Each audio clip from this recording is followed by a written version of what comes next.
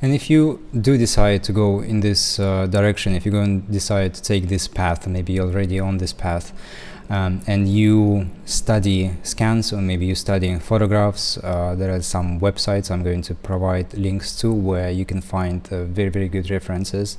If you do study those kind of things, right, the surface, and if you start to be a little bit overwhelmed, again, you have hopefully either a second screen or somewhere in the background that you can easily access a real anatomy reference, right? So something from anatomy atlas, so you can compare and you can just make sure that you're not, when you study, you're not getting lost and you're not creating bones where bones are not supposed to be, right? So always kind of making sure that you're studying the right thing on the surface.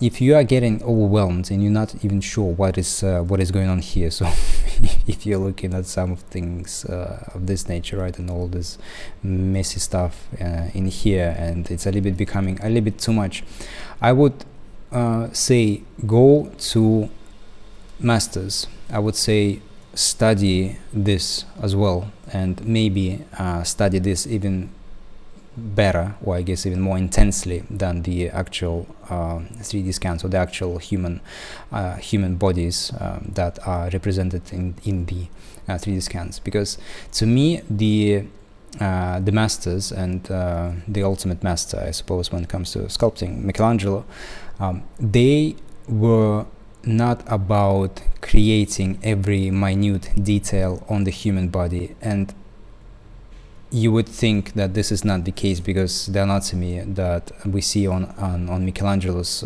sculptures is pretty intense, right? It's quite intense. I mean, we do have those kind of situations in here, right? We see so many things in here. We see rib cage, we see those kind of elements. So you'd think that this is kind of insane, right? This is very, very close to real anatomy.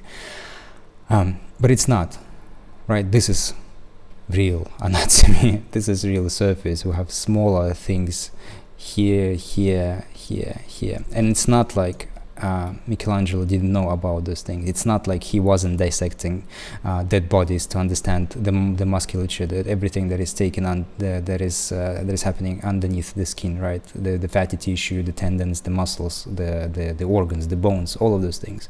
He understood it perfectly well because he was insane in a good way, just like any incredible artists should be insane about what they do. But to him, at least this is my interpretation, this is my understanding of Michelangelo, it's not about capturing this, right? It's about capturing beauty that is within this, right? And beauty is simplified, right? Beauty is without those smaller things, the hyper realistic things, the pores, the bumps, the kind of the tension, the skin tension that we see on something that is so realistic. Well, not realistic, it's a real human person, a human being, right? So smaller things and like that. So veins maybe, so the complexity that we do see on the knees, the smaller bits of skin, because the knees are bending, there is going to be way more skin in here, for example, than here, right? Because we need to have that in order for things to move, to be able to move here, right? So things are stretching in here, and especially if we look at older people, we see a lot of wrinkles in here. That's precisely because of that, right? But you don't see it in here. We see complexity that is real complexity. We see bones, right? The surface represents the beautiful, the almost idealistic look of what is going on in the body, right? And so in this way you simplify everything, right? You get to the essence of the beauty of the surface, of the beauty of the human body in this example, right? And if you kind of again compare, maybe visually like that, maybe in your head, maybe you have it on the screen, some kind of photograph, and you compare those things, those images with the work of real masters, you will be able to almost get a taste for what is aesthetically pleasing, for what is really, really essential and important, right? Not the smaller tension, smaller details. It's not the veins, even though if you're going for something super realistic, you obviously will need to have some kind of veiny surfaces, because that's just the requirement. It's more about, though, capturing those beautiful things in their ideal form, right? Even though he is flexing, bending, but we can still understand, dissect what is really essential to when it comes to surfaces, and then we can reproduce that on a static character, right? Character that is just holding his or her hands, arms spread out. If you enjoy this content or find it useful, please consider supporting me by buying me a cup of coffee via the link in the description.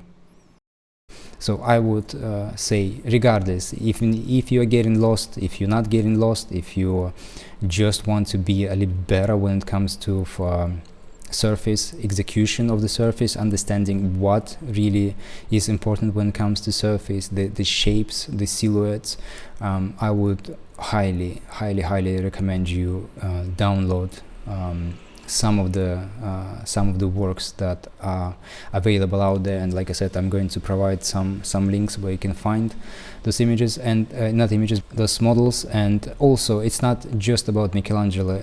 Even if you go back to ancient Egypt, and there are some scans of those works as well, you can study even that, because they also were doing basically this, right? What Michelangelo is doing, just kind of, I wouldn't say, or shouldn't even say, that in a simplified way, in a way that made perfect sense to them. It's not like ancient Egyptians didn't know anything about anatomy. It's not like they didn't have tools to also dissect bodies, right? It's not like they had some kind of limitations to them. It's just that it wasn't required. It wasn't what they really wanted from their aesthetics, and it's not even a question whether they want it or not. It's a question of deeper complexity. It's just beyond the scope of this lecture.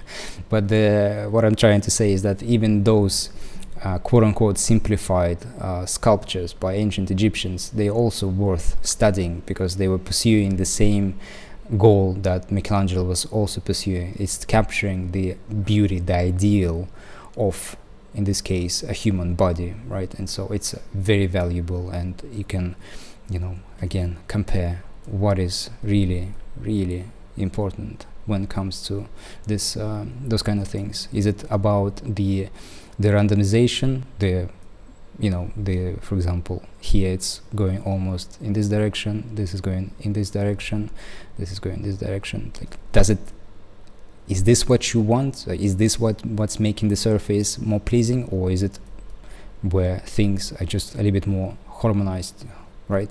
It's smaller things like that, but it is what makes the surface, it is what creates the beauty, creates the pleasant effects. And this is something that you need to study on the surface, only on the surface. It's not going to be on your in anatomy books. We will not find it in anatomy atlases. Anatomy atlases also will be showing you the most almost like a basic construction of the body, right? When everything is just way too simplified in some sense, everything is symmetrical, so we can understand it better. The whole purpose of the anatomy books is so there is knowledge, there is understanding of how things are kind of connecting, where they connect, how they connect, what holds them, and all of that. But the surface is something very different, right?